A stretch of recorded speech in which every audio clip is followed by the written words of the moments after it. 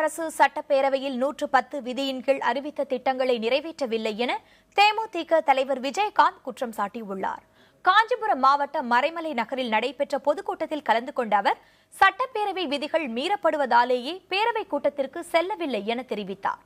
மேலும் அதிமுக ஆட்சிக்கு வந்த பிறகு மின் தட்டுப்பாட்டை போக்க அறிவிக்கப்பட்ட திட்டங்கள் வெளியிட முடியுமா என கேள்வி எழுப்பிய விஜயகாந்த், எதிர்க்கட்சிகள் ஓரணியில் திரண்டுவிடக் கூடாது என்பதற்காகவே தொண்டர்களின் போராட்டத்தை கைவிட அறிக்கை வெளியிட்டுள்ளதாக கூறினார்.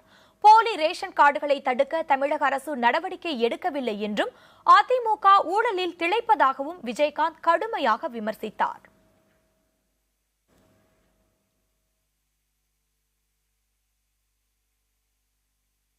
சட்டத்தை வாங்குவாங்கிறீங்க. 110 விதிகளை பிடிச்சு இன்னைக்கு வரைக்கும் 4.5 வருஷமா என்ன பண்ணாங்க? ஒன்னே பண்ணல. 110 விதியின் கீழே மாத்திரம் படிப்பாங்களா இவங்க? சட்டசபையில் யாரும் பேசக்கூடாது.